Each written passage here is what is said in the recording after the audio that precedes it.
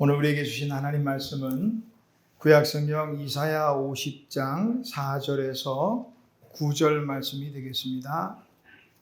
구약성경 이사야 50장, 제가 가진 책으로 구약성경 1030페이지에 있습니다. 이사야 50장 4절부터 9절 말씀. 오늘 종료주일 또 순환주일에 우리에게 주시는 하나님의 기록된 계시의 말씀을 제가 봉독합니다. 하나님 말씀을 경청하시기 바랍니다. 주 여호와께서 학자들의 혀를 내게 주사 나로 곤고한 자를 말로 어떻게 도와줄 줄을 알게 하시고 아침마다 깨우치시되 나의 귀를 깨우치사 학자들같이 알아듣게 하시도다. 주 여호와께서 나의 귀를 여셨으므로 내가 거역하지도 아니하며 뒤로 물러가지도 아니하며 나를 때리는 자들에게 내 등을 맡기며 나의 수염을 뽑는 자들에게 나의 뺨을 맡기며 모욕과 침뱉음을 당하여도 내 얼굴을 가리지 아니하였느니라. 주 여호와께서 나를 도우심으로 내가 부끄러워하지 아니하고 내 얼굴을 부싯돌같이 굳게 하였으므로 내가 수치를 당하지 아니할 줄 아노라. 나를 의롭다 하시는 이가 가까이 계시니 나와 다툴 자가 누구냐? 나와 함께 설지어다. 나의 대적이 누구냐? 내게 가까이 나아올지어다. 보라, 주 여호와께서 나를 도우시리니 나를 정죄할 자 누구냐? 보라, 그들은 다 옷과 같이 헤어지며 좀이 그들을 먹으리라. 아멘. 자리에 앉으시기 바랍니다. 기도하겠습니다. 하나님 아버지, 은혜를 감사합니다. 주님의 고난 우리 깊이 묵상하는 우리 순환주간을 시작합니다. 아버지 하나님, 오늘도 이 순환주간을 시작하면서 고난의 종의 노래를 들으며 한 주간을 시작하려 합니다. 오늘도 주신 귀하고 복된 말씀 앞에서 하나님, 이 말씀 듣고 이 말씀이 우리에게 요구하는 대로 살아갈 수 있도록 은혜를 베풀어 주옵소서. 전하는 자의 부족함이 있다 할지라도 듣는 우리 모두에게 좋은 깨달음의 시간이 되게 하옵소서. 예수님의 이름으로 기도하옵나이다. 아멘. 자, 우리 앞에 계신 분들 인사할까요? 자, 사랑합니다. 축복합니다. 감사합니다. 자, 오늘 말씀이 고난받는 종의 노래인데요. 이사야서에는 모두 4편의 종의 노래가 기록되어 있습니다. 첫 번째 종의 노래는 이사야 42장 1절에서 9절에 나오는 노래인데, 이 첫 번째 종의 노래에서는 어떤 것을 주로 내용을 말씀하고 있는가 하면 종의 성품에 대해서, 그러니까 여기서 말하는 종은 직접적으로는 이사야 선지자를 또 의미할 수도 있고, 또 이사야 선지자의 어떤 모습 속에서 예수님의 모습을 우리가 또 볼 수 있거든요. 그러니까 구약의 모든 어떤 사건이나 사람들에게 일어나는 일들은 바로 예수님을 예표하는 것이다. 그래서 직접적으로는 이사야가 될 수도 있지만, 그러나 예수님을 고난의 종으로 봅니다. 그래서 첫 번째 고난의 이 종의 노래에서는 예수님의 성품에 대해서 말하고 있어요. 우리 다 아는 내용들이거든요. 자, 이사야 42장 1절에서 4절 말씀까지 보니까 그 종의 성품이 어떨까? 내가 붙드는 나의 종, 내 마음에 기뻐하는 나의 택한 사람을 보라.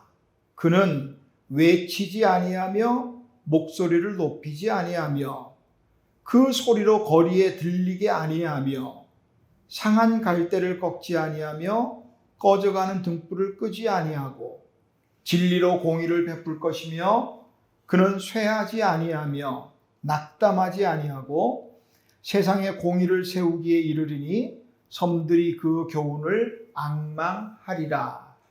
자, 이 첫 번째 종의 노래에서 종의 성품은 어떨까? 지금 방금 읽어드렸고 우리가 또 잘 아는 내용인데, 자, 어때요? 이 말씀 읽으면서 마태복음 11장에 나오는 예수님의 그 말씀이 생각이 나요. 나는 마음이 온유하고 겸손하니. 나의 멍에를 메고 내게 배우라. 온유하고 겸손하다. 그래서 그런 고통을 당하면서도 소리 내지 않아요. 그 소리로 목소리를 높이지도 않고 그 소리를 거리에 들리게도 안 하고 또 얼마나 온유해요? 상한 갈대라도 꺾지 않고 꺼져가는 등불도 끄지 않고 이런 온유하신 종. 그럼에도 불구하고 그는 쇠하지도 아니하고 낙담하지도 아니하고 이제 우리가 오늘 살펴보겠지만 이 종으로 산다는 것이 하나님의 종, 복음의 종으로 산다는 것이 이게 쉬운 일 아니에요. 많은 고통을 동반한단 말이죠. 그럼에도 불구하고 결코 낙심하지 않는 종.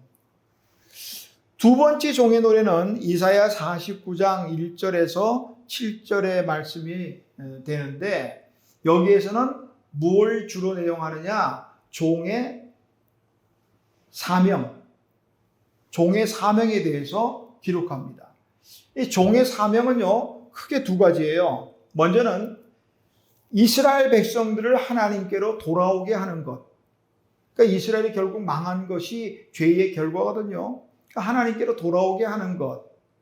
다른 하나는 이 구원의 복음이 이스라엘에만 머물 게 아니라 온 열방, 모든 나라에 퍼지게 하는 것. 이것이 종의 사명입니다.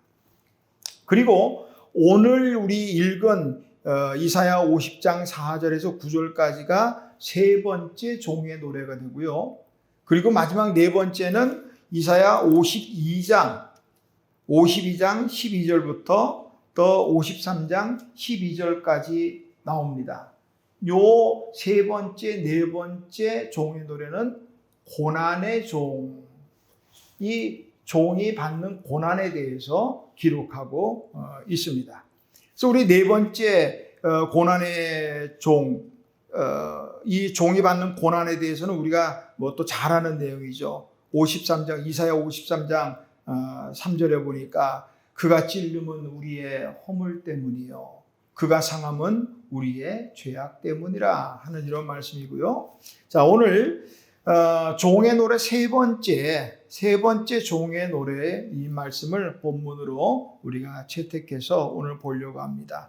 자, 이 고난받는 종의 모습에 대해서는 6절에 지금 잘 또 알 수 있습니다.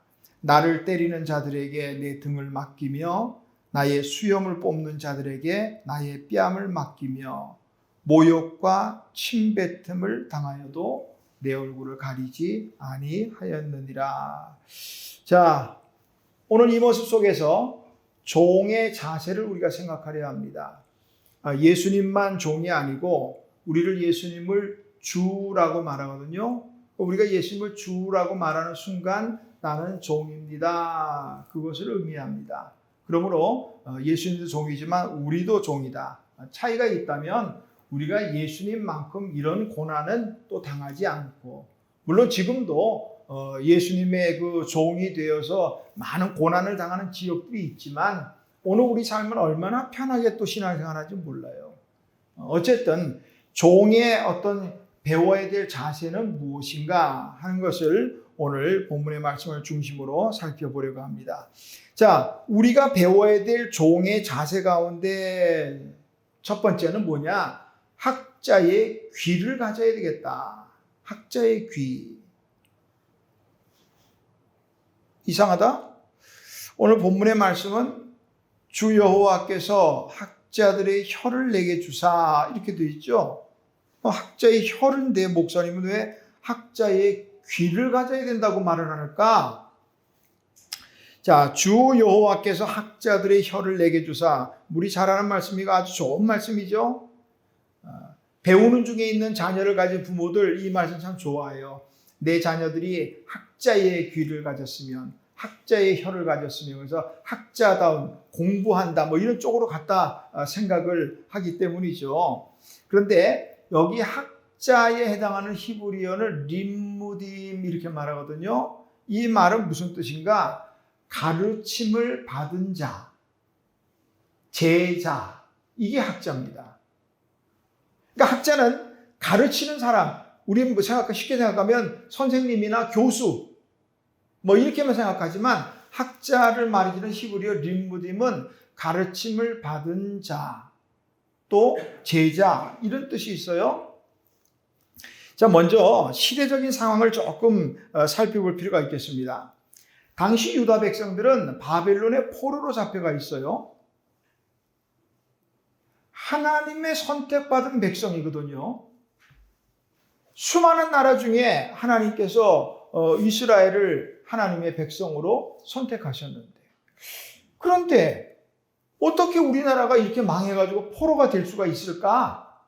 아마 이스라엘, 또 뭐 우리가 굳이 구분한다면 지금 이 말씀은 유다 백성들이지만 전체적으로 볼 때 이스라엘 백성들에게는 받아들이기 힘든 거예요.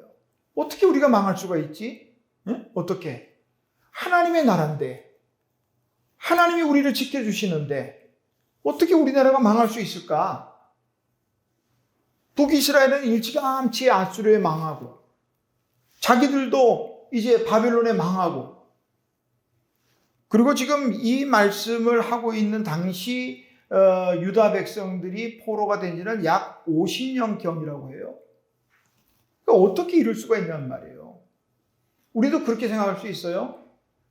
내가 하나님의 아들인데, 내가 하나님의 자녀인데, 그런데 때로는 사고도 나고 질병도 걸리고 또 뭐 사업이 실패도 하고, 왜? 라고 우리가 말할 수 있거든요. 다니엘 같은 쓸만한 젊은 사람들이 잡혀간 것도 이때거든요. 바벨론으로. 그런 이스라엘 백성들로서는 참 혼란스러워요. 어떻게 하나님의 나라, 우리 하나님의 백성들이 이렇게 망하고 포로로 잡혀가고 그럴 수가 있을까? 때로는 왜라고 의문이 들기도 하고, 또 한편으로는 이제 절망과 낙심할 수도 있죠. 왜냐하면 포로 생활한 지가 지금 1, 2년이 아니에요. 자, 그런데 이런 상황에서 이제 선지자는 하나님의 말씀을 전해야 되는 거예요. 이런 상황 속에서. 자, 1절로 한번 보실까요? 하나님의 말씀을 이제 전해야 되는데, 자, 중간에부터 보니까, 보라, 너희는 너희의 죄악으로 말미암아 팔렸고, 지금 포로로 끌려간 것을 팔렸다고 지금 표현했어요. 너희의 죄악으로 말미암아 지금 포로 생활하고 있다는 거예요. 너희의 어미는 너희의 배역함으로 말미암아 내 보냄을 쫓겨났다 이 말. 한마디로 지금 너희가 이렇게 나라가 망하고 포로 생활하는 것은 너희의 죄 때문이다, 이 말을 지금 하는 거예요. 안 그래도 포로 생활 이 고통 중에 있는 유다 백성들에게 이런 말은요, 조금 더 위로가 되지 않았을 거예요. 막 좌절하기에 충분했을 거예요. 또 그러나 한편에 죄에 대해서 고발을 하면서도, 그러면서도 한편으로 하나님은 선지자를 통해서 또 이렇게 말씀합니다. 자, 2절 말씀해 보니까, 자, 이 말씀은 제가 공동번역 성경으로 읽어드릴게요. 내가 찾아왔는데 어찌하여 아무도 반기지 않느냐? 내가 부르는데 어찌하여 아무도 대답하지 않느냐? 내 팔이 짧아서 너희를 구출할 수 없다는 말이냐? 내가 힘이 없어서 너희를 구원하지 못한다는 말이냐? 내 호령 한마디면 바다가 마르고 강들이 사막이 된다. 고기들은 물이 없어 마르고 목이 타 죽는다. 나는 하늘을 먹구름으로 입힐 수도 있고 굵은 배를 겉옷 삼아 두를 수도 있다. 좌절하고 낙심한 이 이스라엘 백성들에게 하나님이 그럴 수 없다는 거예요. 내가 있지 않느냐, 내가. 근데 어찌하여 내가 너희를 부르는데도 아무도 대답하지 않고 반기지도 않느냐, 이 말씀이에요. 지금 비록 바벨론의 포로 생활하고 있지만 절망하지 말라는 거예요. 크신 하나님, 하늘을 먹구름으로 뒤덮을 수도 있고, 그런 하나님이 있지 않다는 거예요. 이제 선지자는 이 말로 이 좌절하고 절망 중에 빠진 유다 백성들을 위로해야 되는 거예요. 오늘 4절이죠. 어떻게, 자, 나로 곤고한 자를 말로 어떻게 도와줄 줄을 알게 하시고. 자, 여기서 우리가 중요한 건 하나요. 본문이 속해 있는 이 책 이사야는요, 예언서입니다. 그리고 이사야는 예언자 혹은 선지자입니다. 우리가 이미 배워서 들어서 아는 것처럼 예언자들이 뭐 무당처럼 앞으로 뭐 물 있는 곳으로 가지 마라, 뭐 몇 살 되면 무슨 일이, 이렇게 말하는 게 예언이야. 성경에서 말하는 예언은요, 하나님의 말씀을 받아서 백성들에게 전하는 사람, 이게 예언자입니다. 자, 그렇다면 이사야가 이스라엘 백성을, 좌절하고 지금 절망하고 낙심에 빠진 백성들을 어떻게 도와줄까? 이것을 말하기 위해서는 먼저 하나님께로부터 들어야 돼요. 자기 말만 하는 게 아니거든요. 예언자 혹은 오늘 목회자들에도 마찬가지겠어요. 이 귀한 단에서 자기 생각이나 자기 말을 말한다면 그것은요, 바른 종이 아니에요. 하나님의 말씀, 또 깨달아진 말씀을 전해야지요. 예언자가 그래요. 받은 게 있어야 전하죠. 받은 게 없으면 자기 말할 수밖에 없다는 거예요. 그래서 이사야 선지자 말하잖아요. 자, 4절 말씀, 우리는 학자들이 혀를 내게 주, 거기만 자꾸 시선이 가는데 그 밑에, 자, 아침마다 깨우치시되 나의 귀를 깨우치사 학자들 같이 알아듣게 하시도다. 또 5절에 주 여호와께서 나의 귀를 여셨으므로. 그러니까 종의 자세에 있어서 중요한 것은요, 혀보다는 귀라는 사실. 종에게는 하나님의 복음의 말씀을 전하는 것도 중요하겠지만 그보다 더 중요한 사실은 먼저 들을 수 있는 귀가 중요하다는 사실. 그래서 이 이사야는 아침마다 하나님 앞에 듣는 거예요. 아침마다 깨우치시되 아침마다 듣는 거예요. 우리 나의 아침을 한번 생각해 보자고요. 어때요? 나의 아침은 어떻게 시작됩니까? 어때요? 한번 이번 우리 순환주간 종료주일이니까 한번 요번 한 주간은 좀 달라보자고요. 내 아침은 어떻게 시작되는가? 뭐 안 믿는 사람들은 아침에는 먼저 조간 신문으로 시작해. 뭐 그럴 수 있겠죠. 우리는 아침마다 좀 하나님의 말씀을 좀 들으면서 시작하면 어떨까 싶어요. 이번 주간에 고난주간이니까 또 특별 새벽 기도라고 주보에 광고는 했습니다만 전 사실은 이 특별이란 말 별로 좋아하지 않아요. 기도가 무슨 특별한 일입니까? 기도가 뭐예요? 호흡이라면서요. 숨을 뭐 특별하게 쉬어야 돼요? 뭐 때로 어떤 운동선수 같은 경우나 뭐 어떤 경우에는 숨 쉬는 호흡법이 또 있겠어요. 특별하게. 그러나 우리 기도가 호흡이라면 특별할 게 없어요. 그냥 쉬는 거예요. 다만 그동안에 우리가 침체되었던 기도의 이 모습을 다시 회복하자는 의미에서 특별이라고 붙여봤습니다. 어쨌든 이번 주간에 우리 아침마다 우리를 깨우치시는 하나님의 말씀 앞에 나와서 또 기도가 회복되는, 또 그래서 하나님의 음성을 들을 수 있는 그런 시간이 되기를 주님의 이름으로 축원합니다. 하나님 말씀을 들은 귀가 있어야 역사가 일어나요. 자, 가이사랴의 백부장에 고넬료라는 사람이 있었습니다. 성경을 보니까 그는 이방인 백부장임에도 불구하고 하나님을 경외하는 사람, 경건한 사람, 백성들을 많이 구제하는 사람, 항상 기도하는 사람, 성경에 그렇게 기록하고 있어요. 대단해요. 이방인인데도 불구하고. 자, 그가 하루는 요바에 머물고 있는 베드로를 초청합니다. 뭐 그 과정을 또 길게 설명하면 시간이 많이 가니까 어쨌든 베드로가 환상 중에 뭐 배고픈데 하나님 먹을 거 주세요 그랬더니 뭐 온갖 부정한 식물들이 막 내려왔었죠. 나는 그거 못 먹습니다 하다가 어쨌든 초청을 받아들여서 고넬료 집에 갑니다. 베드로가 고넬료 집에 왔을 때 고넬료가 베드로에게 이렇게 말해요.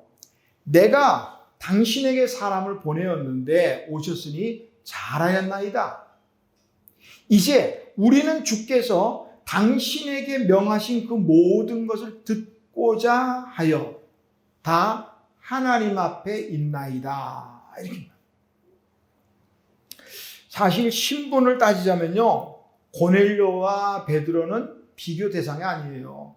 고넬료는 로마의 백부장이라니까요. 그런데 베드로는 뭐 지금은 우리는 베드로는 또 뭐 가톨릭 같은 데서는 제1대 교황이고 뭐 천국의 열쇠를 가지고 있고 뭐 수제자고 막 받들지만 그때 당시 베드로는 그냥 포로된 나라, 로마의 지배받는 나라의 어부, 그 이상도 아니에요. 뭐 신분이 뛰어날 게 있습니까? 그건 뭐 재력이 있습니까? 뭐 권세가 있습니까? 비교할 정도가 아니에요. 그런데 고넬료가 그 베드로를 초청한 것은 그를 통해서 하나님의 말씀을 들을 수 있기 때문이에요. 그리고 그에게 말합니다. 주께서 당신에게 명하신 그 모든 말씀을 듣고자. 우리가 당신 앞에 선 것이 아니고 하나님 앞에 있나이다.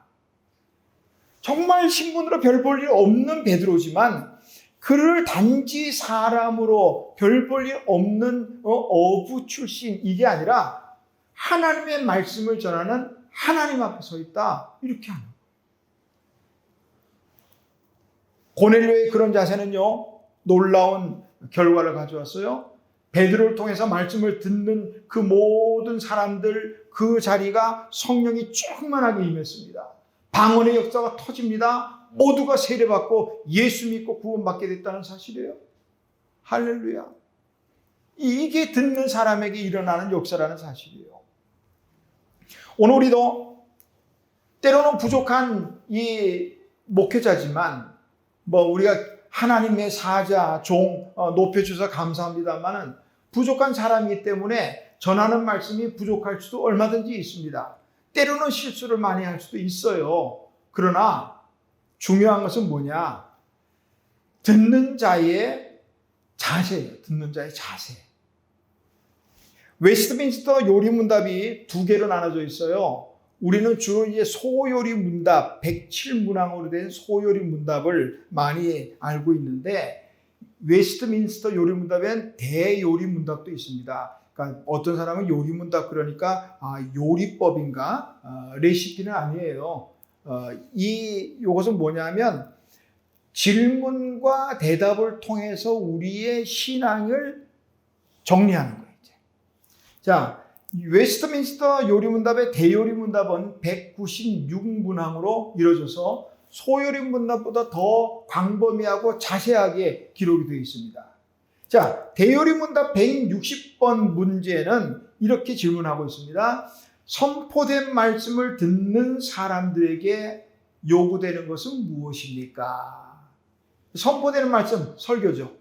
자, 설교를 들을 때 듣는 사람들에게 요구되는 자세는 무엇입니까? 이 말이에요. 여기에 대해서 답은 이렇게 말씀하고 있어요. 선포된 말씀을 듣는 이들에게 요구되는 것은 다음과 같습니다.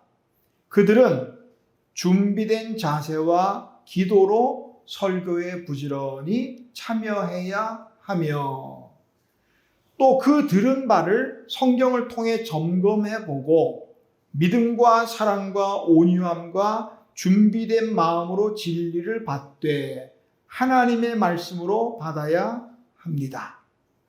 그것을 묵상하고 숙고하며 그들의 마음속에 간직하여 그 말씀의 열매가 삶 가운데 맺히도록 해야 합니다. 듣는 자의 자세가 중요하다는 거예요. 그래서 스펄전 목사님이 하신 말씀이 있어요. 나는 수많은 설교자들의 설교를 들어보고 정말 형편없는 설교도 들어봤다. 그러나 내가 은혜 받고자 기도하며 들은 말씀 중에는 은혜 받지 못한 설교는 없었다. 이게 위대한 부흥사 스펄전 목사님이 한 말이에요. 어떤 글을 보니까 이렇게 말을 하더라고요. 당신이 이야기를 할 때는 자신의 아는 것만 반복하게 되지만 만약에 듣는다면 당신은 새로운 것을 배울 수 있게 됩니다. 이해가 되셨나요? 내가 만약에 듣기 싫어하고 말하기만 좋아하면 어떤 말을 할까요? 내가 아는 것밖에 말할 수 없어요. 내가 들은 것밖에 말할 수 없어요. 그러나 내가 듣는 자세가 있다면 새로운 것을 늘 알 수가 있게 된다. 새로운. 오늘 학자의 혀가 중요하겠지만 그보다 더 우선되는 중요한 것은 학자의 귀.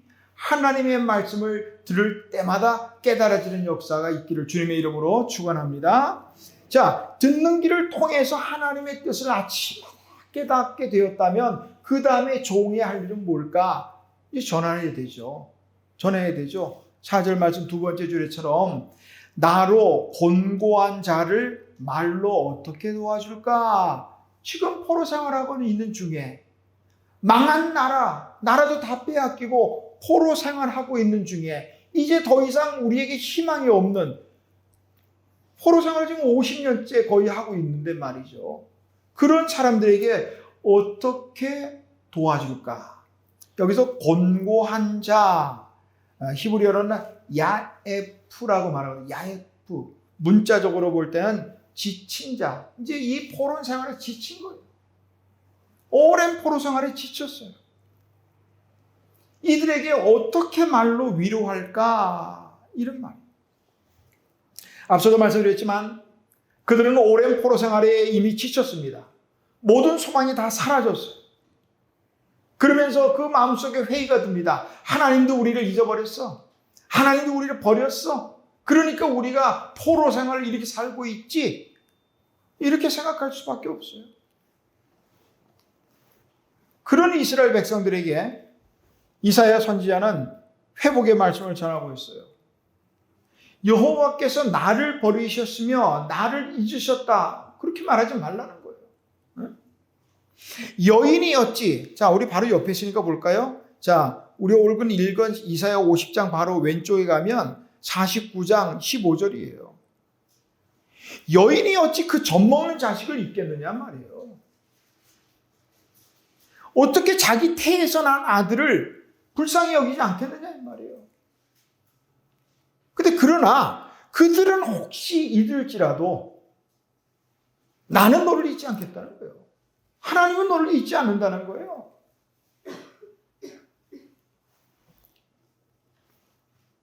나는 너를 손바닥에 새겼다. 손바닥에 새겼다. 그리고 19절로 넘어가 볼까요? 이는 내 황폐하고 적막한 곳들과 내 파멸을 당하였던 땅이 이제는 주민이 많아 좁게 될 것이며 너를 삼켰던 자들이 멀리 떠날 것이다. 한마디로 요약하면 바벨론은 망한다는 거예요. 그리고 이스라엘은 다시 예루살렘은 회복되고 황폐하고 다 무너졌던 적막했던 예루살렘 도성이 이제는 사람이 뻐글뻐글 해가지고 좁아지게 된다. 이 말씀하는 거예요. 번성하게 된다는 거예요.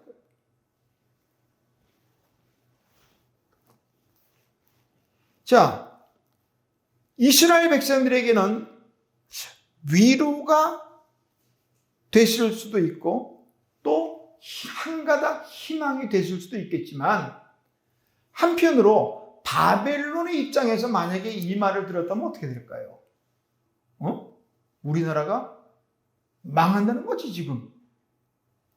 그래, 지네 나라 포로 생활하는 자기네 나라 이스라엘 백성들에게는 위로가 되는 건 뭐 그거야 뭐 위로 삼아 할 수도 있겠다 치지만 우리나라가 망한다고? 야, 이것 봐라. 괘씸? 뭐 괘씸 정도겠어요? 이런 마음이 포로들에게 자꾸 들어간다면 나라가 어떻게 되겠어요? 시끄러지겠죠. 자칫하면 분란이 일어날 수도 있지 않겠어요? 그러니 당연히 고통이 따를 수밖에 없는 거예요. 근데 또 한편으로 생각하면 그럼 이 말을 들은 이스라엘, 포로된 이스라엘 백성, 유다 백성들의 마음은 어떨까? 어떨 것 같아요? 아, 우리에게도 맞아. 하나님이 우리를 버리지 않았지. 하나님이 손바닥에 우리를 새겼다는데. 바벨론은 망한다는데. 야, 우리도 해보자. 희망이. 그랬을까요? 그랬을 수 있겠죠. 일부는. 그러나 한편의 어떤 사람들에게는 별로 마음에 와닿지 않을 수 있어요. 조상 때부터 끌려와서 지금까지 포로 생활을 아까 말씀드린 약 50년째 지금 하고 있다는 말이에요. 이 정도 되면요, 포로 1세대는 거의 다 죽었어요. 어느 아주 소수는 살아있을 수도 있겠죠. 그리고 지금 포로 생활하는 사람 대부분은 포로 2세대나 3세대예요. 이 바벨론이나 아수르나 이 정책들이요, 포로로 끌고 오면 혼합 정책을 썼다 이 말이에요. 또 실제로 예레미야 선지자를 통해서 하나님 말씀하셨거든요. 포로로 잡혀가는 것이 내 뜻이다. 너희가 바벨론을 포로로 잡혀가면 거기서 집도 짓고 밭도 일구고 그리고 거기 사람들하고 결혼도 하고 아들, 딸 낳고 살고 그리고 그 나라를 위해서 기도해라. 그 나라가 평안해야 너희도 포로 생활하는 게 평안할 것이다.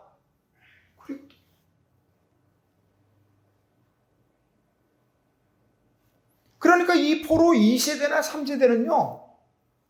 부모 중에 한 사람은 바벨론 사람이 있을 수도 있어요. 이방인일 수도 있다는 말이에요. 어쩌면 이들은 바벨론이 자기네 나라라고 생각할 수도 있어요.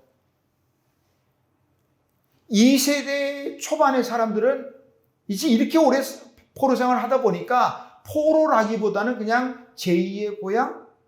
그렇게 생각할 수도 있다는 말이에요. 이제 안정적으로 사는 거예요. 포로지만 집도 짓고 결혼도 하고 자녀도 낳고 다 잘 살고 있어요. 그런데 뜬금없이 이사야가 이렇게 말을 하면요. 정말 좋았을까요? 아닐 수도 있었겠다. 이게 불편하지만 이게 진실이에요.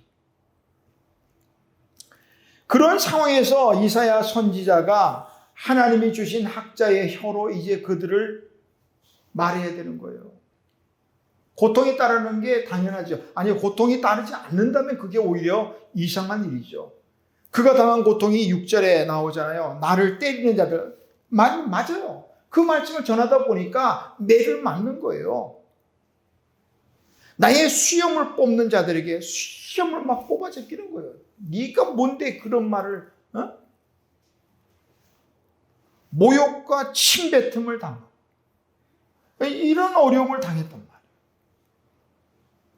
어떤 분들은 이거는 이사야가 직접 당했다기보다는 아마 고난의 종이신 예수님이 당할 일들을 말씀하신 것 아니겠느냐라고 말하는데 알 수는 없어요. 알 수는 없어요. 이사야 선지자도 직접 이렇게 당하고 했는지 모르지만 분명한 것은 이사야 선지자가 진짜로 당했는지 알 수는 없지만 우리를 구원하기 위해 오신 예수님은 이런 고통을 당하셨다는 거예요. 마태복음 27장 26절에 보니까 예수님은 채찍질을 당하셨어요. 이에 바라바는 그들에게 놓아주고 예수는 채찍질하고 십자가에 못 박히게 넘겨주니라. 채찍질 당하셨어요. 마태복음 26장 67절입니다.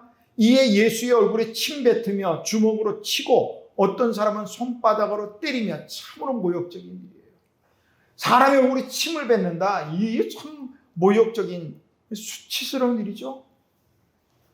그럼에도 불구하고 선지자는 어떻게 했어요? 5절 말씀 보니까 내가 거역하지도 아니하며 뒤로 물러가지도 아니하며 너무 수치스럽고 모욕적이어서 피하고 그러지 않았다는 거예요. 다 당했다는 거예요. 우리 주님, 아니요, 좀 더 구체적으로 나를 죄에서 구원하시기 위해서 그 모든 수치와 모욕을 다 받으셨다는 거예요. 얼굴을 가리지도 않았다는 거예요. 이사야 53장의 표현처럼 이런 온갖 수치와 모욕을 당하면서도 마치 도수장으로 끌려가는 어린 양처럼, 털 깎는 자 앞에서 잠잠한 양처럼 온순하게 다 당하셨다는 거예요. 오늘 우리가 종이기를 원한다면 종의 자세 중에 하나는 순종하는 거예요. 이런 고통이 뒤따르나 할지라도 철저하게 순종하는 거예요. 침뱉음을 당해도. 좀 그런 경험도 있었으면 좋겠어요. 예수 때문에 내가 침뱉음을 당했다. 예수 때문에 또 모욕을 당했다. 내가 예수 믿는다는 것 때문에, 내 속에 있는 예수님 때문에 내가 온갖 수치를 당했다. 좀 그런 경험도 한 번쯤 있었으면 좋겠다. 그런 생각도 해봅니다. 이런 갖은 모욕과 수치를 당하는 중에도 종은 순종하는데, 순종하되 어떻게 순종할까? 억지로 마지못해. 물론 성경에 보니까 마지못해 해도 또 복이 되더라고요. 이제 예수님 십자가 질 때 구레네 시몬, 그 자기가 지고 싶어진 거 아니거든요. 예수님이 하도 넘어지고 쓰러지고 하니까 오늘 밤 이게 골고다까지 가겠느냐 아마 생각이 들었겠죠. 마침 보니까 구레네 시몬 체격 좋은 사람이 하나 지나가니까 너 이리 와 해가지고 끌고 가서 억지로 십자가 지게 했거든요. 그래도 후에 전해지는 얘기 보면 구레네 시몬의 자녀들이 잘 됐다는 거예요. 억지로 줘도 괜찮아요. 그러나 우리가 마지못해 하는 순종이 아니라, 자, 이사야 선지자를 통해서 우리가 어떻게 순종해야 될까? 그 말씀이 7절부터 9절이에요. 먼저 7절을 볼까요?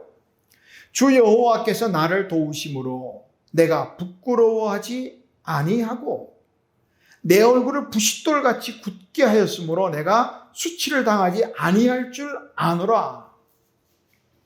채찍질 당하고 수염이 뽑히고 모욕과 침뱉음을 당해도 전혀 부끄러워하지 않는다.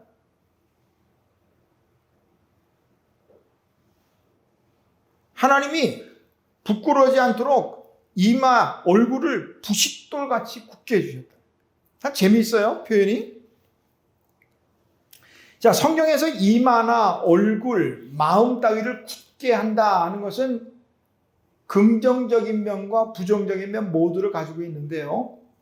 자, 오늘 여기서는 긍정적인 면으로 사용이 됐어요. 요 말씀하니까 딱 떠오르는 게 어디냐면 에스겔 선지자 때 나옵니다. 에스겔 선지자 때 역시 포로 생활하고 있는 이스라엘 백성들에게 하나님께서 하나님 말씀을 전하는 거죠. 너희들은 패역한 백성이다. 하나님을 배반했다. 그래서 너희가 지금 바벨론에 포로 생활하고 있는 거다. 에스겔은 이스라엘 백성들에게 회개하고 경고를 해야 됩니다. 그런데 그들의 마음은 이미 너무 완악해진 거예요. 자기들의 죄 때문에 나라가 망하고 포로 생활하면서도 죄로 여기지 않아. 뻔뻔해요, 아주. 응? 그들에게 이제 경고하고 하나님의 회개의 말씀을 전해야 되는 에스겔은 난감했을 거예요. 저거 뭐 말해봤자 듣지도 않을 거. 응? 저 얼굴 뻔뻔한 놈들, 완악한 마음을 가진 저놈들에게 말을 해봤자 들어먹기나 할까? 그러니까 하나님이 에스겔에 말한 거예요. 너는 듣든지 아니 듣든지 가서 외치라는 거예요. 하나님도 알고 계셔요. 듣든지 아니 듣든지 가서 외치라는 거예요. 그러면서 말씀합니다. 그들의 이마를 마주 볼 수 있도록 네 이마도 내가 굳게 하겠다. 어느 정도로? 내 이마를 화석보다 굳은 금강석 같이 하였다. 금강석 간단하게 말하면요. 우리 유리 같은 거 자를 때 그 유리칼 끝에 박혀 있는 그게 금강석이에요. 다른 어떤 물질보다 강한 거거든요. 이마를 그렇게 만들어 주겠다는 거예요. 가서 뻔뻔한 그들보다 더 뻔뻔하게 해줄 테니까 가서 받으라는 거예요.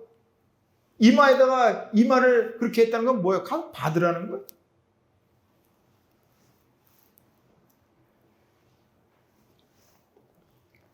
우리 하나님의 사람들이 이 종의 삶을 살 때 이런저런 어려움을 당할 수 있어요. 그러나 부끄러워하지 말자고요. 조금 더 부끄러워할 이유가 없어. 기죽을 필요가 없어요. 왜? 7절 말씀 앞에 부분이에요. 주 여호와께서 나를 도우심으로. 하나님이 도와주신다는 거예요. 하나님이 나와 함께 하신다는 거예요. 그러니 기죽을 필요 없어요. 응? 자, 8절 말씀입니다. 나를 의롭다 하시는 이가 가까이 계시니. 나와 다툴 자가 누구냐? 여기 가까이 계시니 할 때 가깝다라는 단어는 카로브 하는 말이거든요. 이 말은 공간적인 개념으로 사용됐습니다. 공간적으로 가깝다는 거예요. 우리가 때로는 힘들고 어려울 때 고통을 당할 때는 하나님이 멀리 있을 것이라 생각합니다. 그러나 이사야 선지자를 통해서 말씀합니다. 하나님은 그렇게 멀리 계시지 않다는 거예요. 가까이 계시다. 가까이. 그래서 가까이 계셔서 나를 도와주시는 거예요. 그러므로 부끄러워하지 말라는 거예요. 기죽지 말라는 거예요. 하나님의 옆에서 나를 가까이서 나를 도와주시는데 누가 나를 다투건 누가 나의 대적이 되겠느냐. 그런 말씀이에요. 이 말씀은 우리 신약성경에 보니까 사도 바울도 이와 비슷한 말을 했어요. 로마서 8장 31절 이하에 보니까 만일 하나님이 우리를 위하시면 누가 우리를 대적하리요? 하나님이 나와 함께 하시면 누가 나를 대적하냔 말이에요. 누가 능히 하나님의 택하신 자들을 고발하리요? 누가 정죄하리요? 누가 우리를 그리스도의 사랑에서 끊으리요? 환난이냐? 곤고냐? 박해냐? 적심? 헐벗음이냐? 위험이냐? 칼이냐? 아니라는 거예요. 그 어떤 것도 우리를 하나님의 사랑에서 끊을 수 없단 말이에요. 왜? 하나님이 나와 함께 계시니까. 아멘. 이 하나님이 저와 여러분과 함께 계신 줄 믿습니다. 사도 바울은 이 말씀을 만일 하나님이 우리를 위하시면 만일로 시작했지만 우리에게 만일은 없어요. 하나님은 만일 우리와 함께 계신 분이 아니라 하나님은 우리와 함께 계시다는 사실이에요. 가까이에서 우리와 함께 계시기 때문에 우리를 감히 어쩔 수 없다는 거예요. 말씀을 준비하면서 마무리는 이 말씀을 해야 되는데요. 충격적인 연구 자료를 봤어요. 미국 크리스천 포스트에 따르면 애리조나 크리스천 대학 문화연구센터에서 작년 2022년 5월 달에 미국에 있는 전국 복음주의 목회자들 1000명 이상을 대상으로 설문조사를 한 게 있습니다. 미국 복음주의 목회자들이에요. 복음주의 목회자들의 신념과 행동을 묻는 질문들을 했는데 몇 가지만 말씀드릴게요. 보고서에 따르면 목회자들의 34%는 대개 선하며 타인에게 충분히 선행을 베푼 사람은 천국에서 자리를 얻을 것이라고 동의했다는 거예요. 인생의 선한 행동이 천국으로 갈 수 있다라고 말한다는 거예요. 또 놀라운 거는 복음주의 목회자 10명 중 3명, 30%입니다. 사람들은 죄 가운데 태어나며 오직 예수 그리스도에 의해서만 구원받는다는 말에 동의하지 않았다고 합니다. 이거 자료 보면서요, 참 다행이다. 한국 목사들이 아니어서. 모르겠어요. 한국 목사들에게 조사를 했다면 정말로 어떻게 대답할지 모르겠지만 적어도 저는 이 정도는 아니겠다 생각하는데 미국 목사들이 그렇다는 거예요. 10명 중에 3명은 선행으로 구원받을 수 있다고 대답했고 예수가 아니라도 된다는 거 지금 이 말을 하는 거예요. 그럼 어떻게 구원받을까? 3명 중 1명이 선행으로 구원을 받을 수 있다라고 대답했다는 거예요. 왜 이런 결과가 나왔을까? 애리조나 크리스천 대학 문화연구센터 조지 바나 연구소장이요. 그 목회자들을 분석을 했어요. 그러면서 이렇게 말을 했습니다. 목회자의 영적 행동 패턴을 연구하다 보니까 상당수가 정기적인 영적 일과가 없는 것이 분명했다. 성경적인 믿음, 성경 읽기, 기도, 예배, 죄의 고백, 이런 것들이 이런 대답을 하는데 관계가 있더라. 놀라운 사실이죠. 글쎄요, 목회자들이 이런 영적인 글쎄 이게 일과 프로그램이라 하면 그럴까요? 기도하지 않고 하나님 말씀을 읽지 않고 또 죄의 고백이니 예배는 어떻게 돼? 예배가 어떻게 될까? 모르겠어요. 이 충격적인 사실을 보면서 이게 단지 미국 목회자들의 문제일까? 우리도 말했던 것처럼 영적인 일과 기도와 말씀과 예배와 거리가 멀어지면 우리도 이런 허튼 소리 얼마든지 할 수 있겠다 하는 생각을 해보았습니다. 미국 목회자 10명 중에 3명은 선행으로 구원에 이룰 수 있다라고 대답했다는데, 만약에 선행으로 구원을 얻을 수 있다면 예수님은 굳이 십자가 지시지 않아도 되지 않았어요? 우리는 분명히 고백해야 합니다. 예수 그리스도 그 십자가 외에는 구원이 없다는 사실. 그것 때문에 주님께서는 십자가 지신 거예요. 이번 한 주간 우리를 구원하시기 위해서 십자가 지신 고난받으신 종 예수님을 본받아 경건하게 살아가시는 한 주간 되시기를 주님의 이름으로 축원합니다. 하나님 아버지 은혜를 감사합니다. 나의 죄를 위해 십자가 지신 주님, 이제 골고다 언덕을 향하는 우리 한 주간을 지냅니다. 하나님, 나의 죄가 우리 주님이 죽으셔야 할 만큼 크고 무겁다는 사실을 다시 한번 기억하게 하시고, 이제 우리도 종의 길을 묵묵히 걸어가신 그 주님을 따라 종의 자세와 마음으로 한 주간 살아갈 수 있도록 은혜를 베풀어 주시옵소서. 예수님의 이름으로 기도하옵나이다. 아멘.